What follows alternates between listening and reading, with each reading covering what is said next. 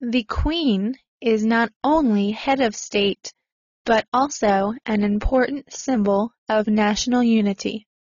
In law, she is head of the executive, an integral part of the legislature, head of the judiciary, commander-in-chief of all the armed forces of the Crown, and the supreme governor of the established Church of England.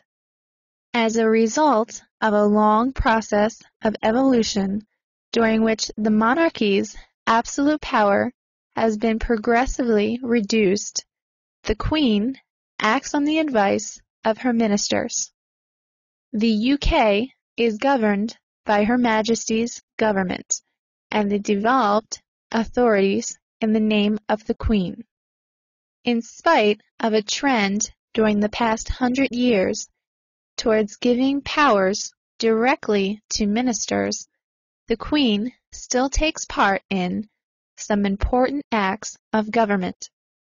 These include summoning, proroguing, which means ending a parliamentary session and dissolving Parliament, and giving royal assent to bills passed by Parliament and the Scottish Parliament. The Queen also formally appoints many important office holders, including government ministers, judges, officers in the armed forces, diplomats, bishops, and some other senior clergy of the Church of England.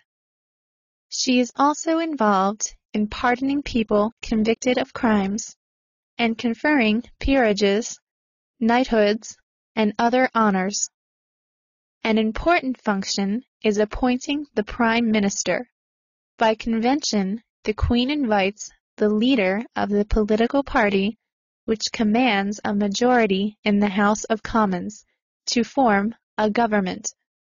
She also appoints the First Minister on the recommendation of the Scottish Parliament to head the Scottish Executive and approves his appointment of other ministers. In international affairs, the Queen, as head of state, has the power to declare war and make peace, to recognize foreign states and governments, to conclude treaties, and to annex or cede territory. With rare exceptions, such as appointing the Prime Minister, acts involving the use of royal prerogative powers are nowadays performed by government or Scottish executive ministers. The ministers are responsible to parliaments or the Scottish Parliament and can be questioned about particular policies. Parliamentary authority is not required for the exercise of these prerogative powers, although Parliament may restrict or abolish such rights. The Queen also holds Privy Council meetings, gives audiences to her ministers and officials in the UK and overseas, receives accounts of cabinet decisions, reads dispatches, and signs state papers. Provision has been made to appoint a regent to perform these royal functions should the Queen be totally incapacitated.